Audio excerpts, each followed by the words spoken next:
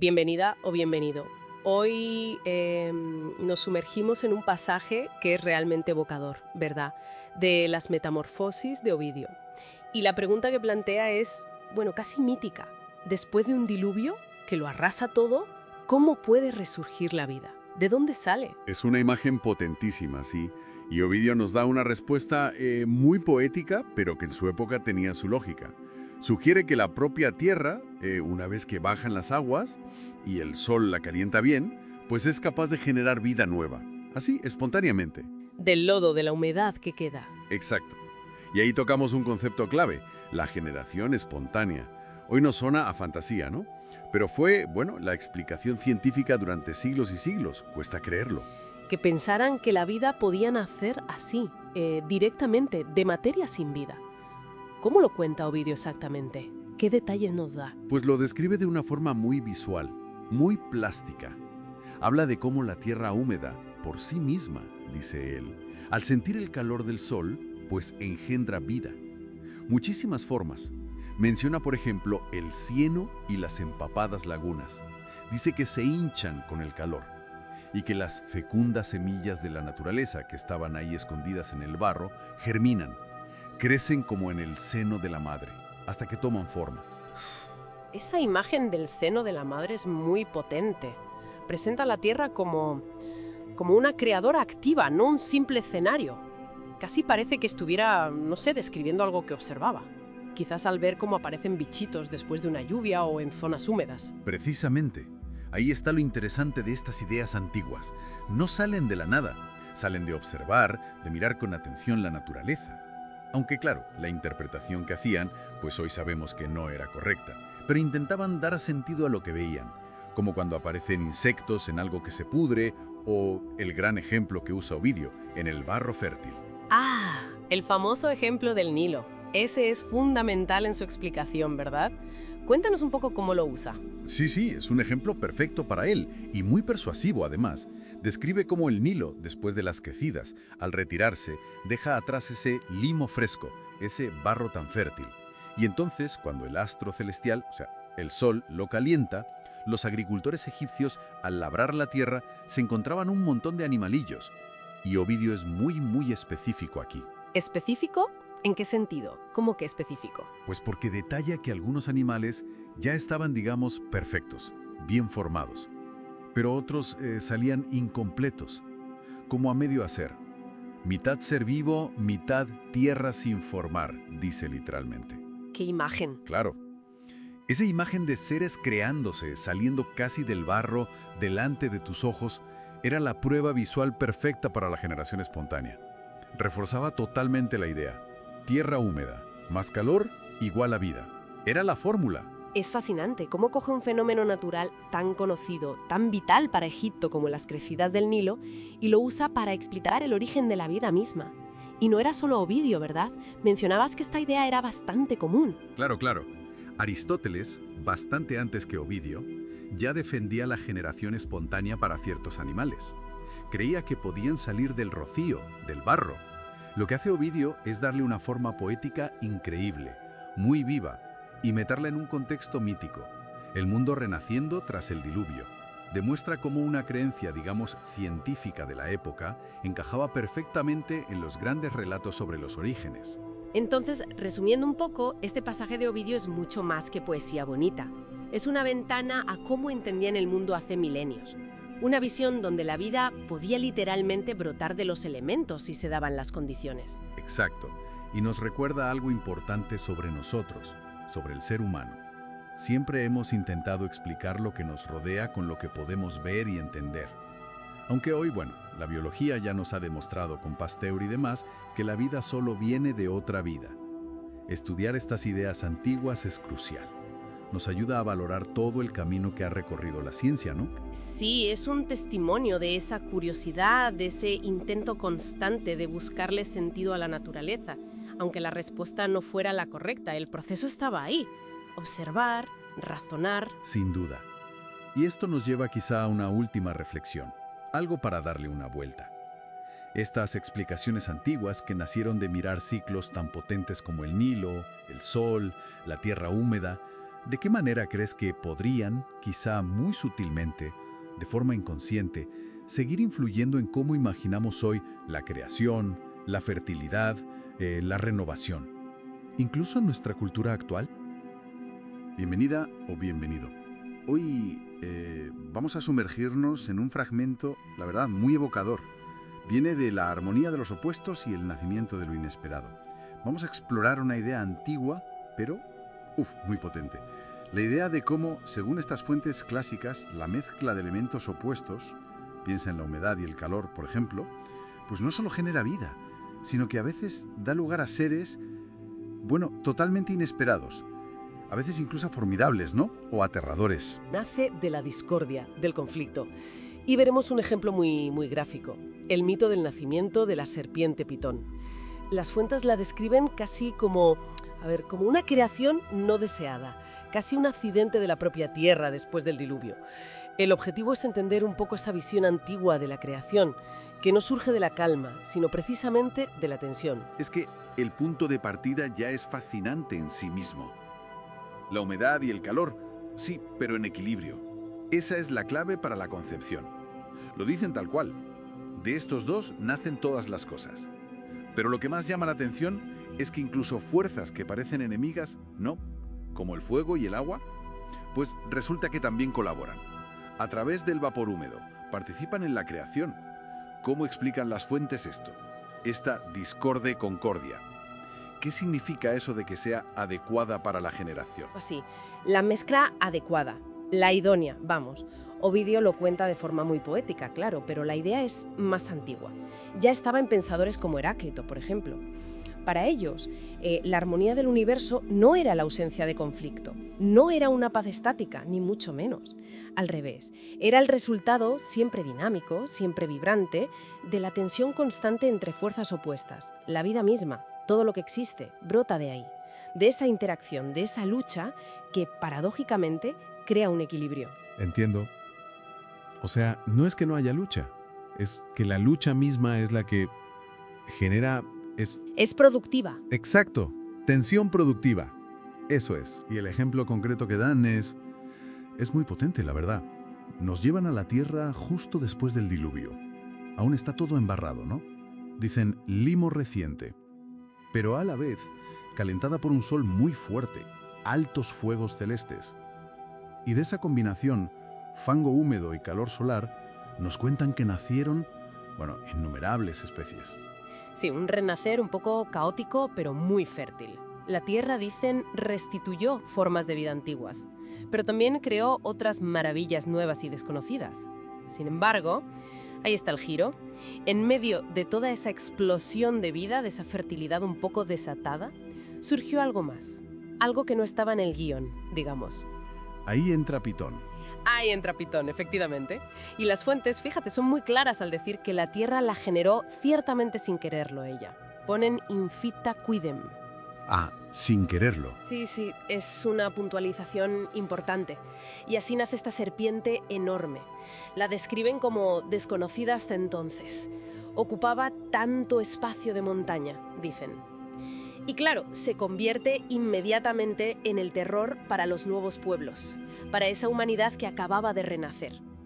Su nacimiento no es un acto creativo deliberado, es más bien una consecuencia imprevista, casi un efecto secundario monstruoso de ese mismo poder generador de los opuestos. Me llama mucho la atención eso, la idea de lo no querido, de lo accidental a una escala tan cósmica. Sugiere por la propia fuerza creadora, la Tierra en este caso, pues no tiene un control total sobre los resultados de su fertilidad, ¿no?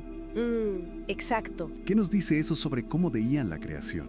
¿Era algo inherentemente impredecible? Pues apunta a eso, a una visión de la naturaleza como una fuerza potentísima, sí, pero no necesariamente controlada o con una intención clara en todo momento.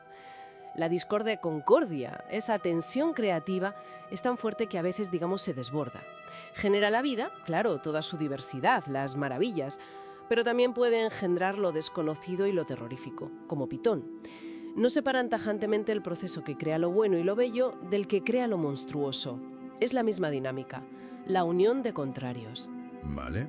Es una visión quizá menos ordenada de lo que pensamos a veces, más realista tal vez sobre esas fuerzas primordiales. Entendido. La misma mezcla de lodo y sol que permite que todo renazca, Sí, también puede, sin una intención clara, dar lugar al monstruo. justo eso. Por eso, resumiendo un poco, hemos visto cómo esta discorde concordia, esta armonía que nace de la tensión, era vista en la antigüedad como una fuerza creativa clave, una fuerza de doble filo, por así decirlo, capaz de producir la belleza y la diversidad del mundo, pero también entidades inesperadas y temibles. Y Pitón es el ejemplo perfecto de esto último, en el relato de Ovidio. Nos deja pensando, ¿eh? Esa idea tan potente de la creación que no surge de la calma, sino del conflicto fértil. Y cómo, a veces, ese mismo acto creador puede tener consecuencias, bueno, imprevistas. Resultados que se escapan al control o incluso al deseo de la propia fuente que los genera. Es una invitación a reflexionar sobre la naturaleza ambivalente de cualquier nacimiento, de cualquier proceso creativo, y las sombras que a veces inevitablemente acompañan a la luz. Una idea que resuena mucho más allá del mito, la verdad. Hoy nos metemos de lleno en un choque mitológico de los grandes, Apolo contra la serpiente Pitón. La base que tenemos es un fragmento de Apolo y la heroica caza de Pitón. Exacto. Una fuente clave para entender este momento. Vamos a situarnos un poco. Tenemos a Apolo, dios de la luz, la música, La profecía también. y un arquero, claro. Y un arquero formidable. Pero según nos cuenta esta fuente, parece que hasta este momento, pues sus flechas eran más bien para cazar gamos, cabras. Sí, caza menor, digamos. Nada de grandes hazañas todavía. Exacto. Y ahora de repente se enfrenta a Pitón. Un ser que, bueno, aterrorizaba a todo aquello, ¿no? Las tierras recién formadas después del diluvio. Una criatura primordial, temible. Se palpa la tensión, ¿verdad? Vale, pues vamos a desentrañar esto, a ver qué pasó ahí. La descripción del combate es bastante gráfica. Apolo, que como dice el texto, nunca antes había usado esas armas más que contra gamos y cabras fugitivas. Lo que decíamos, ¿eh? Se lanza contra Pitón. Y ojo, que no fue fácil. La fuente dice que la mató agobiada por 1000 dardos. 1000 dardos. 1000. Y recalca que dejó la aljaba casi vacía. Impresionante. Eso nos da una idea de la resistencia del monstruo, ¿no?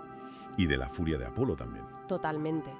Y al final, pues eso, la serpiente muere y sus negras heridas derramando veneno. Muy visual. Sí. Y es justo aquí, en este punto, donde la historia va más allá de una simple cacería, ¿sabes? Ajá. Lo fascinante es la transformación de Apolo. Esto no es solo un momento importante, es que es como el momento que forja al Apolo que conocemos, al que veneraron después. O sea que no era solo demostrar que sabía usar el arco, No, para nada. era algo más profundo, un cambio en él. Exacto. Pasa de ser, digamos, un dios joven con habilidades a una figura de poder cósmico, un protector divino. Es como su rito de iniciación a la heroicidad.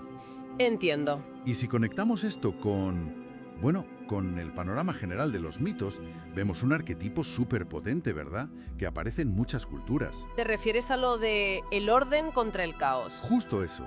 La victoria del orden, que sería Apolo, sobre el caos, que es Pitrón. La luz contra la oscuridad. La civilización contra lo salvaje. Y la fuente parece que va por ahí, ¿no? Apolo es la luz, la estructura, y Pitón, pues eso, lo primordial, lo informe, lo oscuro. Totalmente. Y no es que lo interpretemos nosotros ahora, es que ese es el meollo del mito. Apolo representa la civilización, la razón, la luz que ordena el mundo. Y Pitón es un resto de un mundo anterior, tectónico, oscuro. Vale. Y esta victoria, ojo, no se queda solo en lo simbólico. Tiene unas consecuencias, territoriales y religiosas enormes.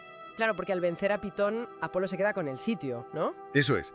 La derrota de Pitón es literalmente el acto fundacional de Delfos. ¡Ostras, claro! Transforma un lugar que era salvaje, temido por culpa del monstruo, en el Ónfalos, el ombligo del mundo para los griegos, la sede de su oráculo más famoso. O sea que la muerte de Pitón no es solo un final, es el principio de algo nuevo. Exacto. El comienzo de un lugar sagrado, ordenado, bajo el dominio de Apolo. Entendido. Así que la batalla, podríamos decir, allanó el terreno, literal y simbólicamente. Preparó el sitio para Delfos. Justo. No solo matar al monstruo y ya está, es consagrar ese espacio. Imponer un orden divino nuevo. Exactamente. Un nuevo orden sobre esas fuerzas primigenias caóticas. Sin la muerte de Pitón no tendríamos Delfos como centro de profecía, como lugar de culto a Apolo. Es un momento que define no solo al dios, sino a la geografía sagrada de Grecia. Entonces, resumiendo un poco, ¿qué significa todo esto realmente? Pues que la caza de pitones es mucho más que una leyenda de monstruos. Muchísimo más. Es la historia de cómo se establece un orden divino, de cómo un dios se define a sí mismo con una hazaña brutal y cómo nace un lugar sagrado que va a marcar a toda una civilización. Apolo no solo gana, se convierte en héroe y patrón de Delfos. Todo en uno. Exacto. Y esto, claro, plantea una pregunta interesante, que va más allá del mito en sí. A ver. ¿De qué manera estas historias fundacionales, estas luchas tipo orden contra caos, como la de Apolo y Pitón, siguen vivas hoy en día? Buena pregunta. Quizás no solo explican cómo se crearon lugares o culturas hace siglos, sino que igual siguen, pues, no sé, modelando de formas sutiles cómo entendemos nosotros la creación de identidad, o la superación de obstáculos, o incluso los conflictos actuales. Ya. Es una reflexión, ¿no?, sobre cómo perduran estos relatos tan primordiales. Algo en lo que pensar. Pues sí, la verdad. Nos deja con algo interesante para darle vuelta. Bienvenida a la parte final de nuestra exploración sobre Apolo. Hoy nos centramos en cómo esa famosa victoria sobre Pitón, la serpiente, no solo cimentó su gloria, sino que también dio vida a una celebración clave en la antigua Grecia: los Juegos Píticos. La fuente que manejamos detalla que Apolo, quería asegurarse de que su hazaña no se olvidara con el tiempo, ¿no? Exacto. No se trata solo de ganar, sino de crear un legado, de dejar huella. Apolo instituye unos juegos sagrados, una competición, multitudinaria. Qué interesante. Vamos a ver cómo un acto divino, bastante violento por cierto, se transforma en una tradición cultural tan fundamental. Apolo establece los juegos, según el texto, explícitamente para conmemorar esa victoria sobre Pitón. Y los llama píticos, claro, una referencia directísima a la serpiente, a Pitón. El texto incluso la llama Serpens Domitae, la serpiente domeñada, vencida. Ah, claro, el nombre lo dice todo. Sí, no hay duda. Conecta el evento directamente con su causa. Y se describe una competición concurrida, ¿verdad? Con jóvenes atletas. Menciona algo así como que triunfaban con sus manos, con sus pies o con la rueda. Sí. Eso apunta claramente a pruebas como, la lucha, el pugilato... Las manos, claro. Las carreras a pie, los pies, y la rueda, casi seguro que se refiere a las carreras de carros que eran espectaculares. Ajá. Una celebración de la habilidad física, inspirada por el dios. Eso es. Y aquí viene un dato que, a mí me ha llamado mucho la atención. Resulta que el premio inicial no era el laurel, ¿te lo puedes creer? Exacto. Y esto es fascinante. Los vencedores recibían el honor de las hojas de encina, así lo dice la fuente. ¿Encina? Encina. Y añade, todavía no existía el laurel. Esto es muy interesante porque sitúa el evento antes de otro mito clave de Apolo. Laurel se convierte en el árbol sagrado de Apolo después de la metamorfosis de Dafne. Claro. Una historia que Ovidio, que es la fuente que seguimos aquí, narra más tarde. Así que en el momento de fundar los juegos, la encina era el símbolo de honor disponible. Ya. De hecho, el texto dice que Febo, Apolo, ceñía sus propias sienes con hojas de cualquier árbol. O sea que todavía no tenía esa conexión exclusiva con el laurel. Qué curioso cómo los propios mitos tienen su cronología interna que se refleja hasta en los premios. Entonces, más allá de estos detalles de la fundación, ¿qué importancia real tuvieron estos Juegos Píticos? Muchísima. Eran importantísimos. Se celebraban en Delfos, nada menos, cada 4 años. El centro del mundo griego, casi. Exacto, sede del oráculo. Y eran considerados los segundos Juegos panhelénicos más importantes, solo por detrás de los Juegos Olímpicos. O sea, una pasada. Sí, eso da una idea de la magnitud de la figura de Apolo y de la celebración que instituyó. Y lo fundamental aquí, yo creo, es que esta narrativa no solo celebra a Apolo, sino que da una explicación mítica, una etiología para una tradición cultural griega real. Muy significativa. Entiendo. Consolida el lugar del dios en la mitología y a la vez en la historia vivida, en las costumbres. Precisamente. Entonces, la derrota de Pitón no fue solo un acto de poder, para establecer su oráculo, sino también un acto fundacional. Algo que que transformó la violencia en celebración. Exacto. De la destrucción nace en este caso la celebración y la cultura. De la muerte de un monstruo a una fiesta que une a la gente. Justo. Y nos deja pensando, ¿no? ¿Cuántas de nuestras propias tradiciones, grandes o pequeñas, tendrán raíces en historias o eventos antiguos que, bueno, quizás hemos olvidado o ya no vemos la conexión? Sí, sí.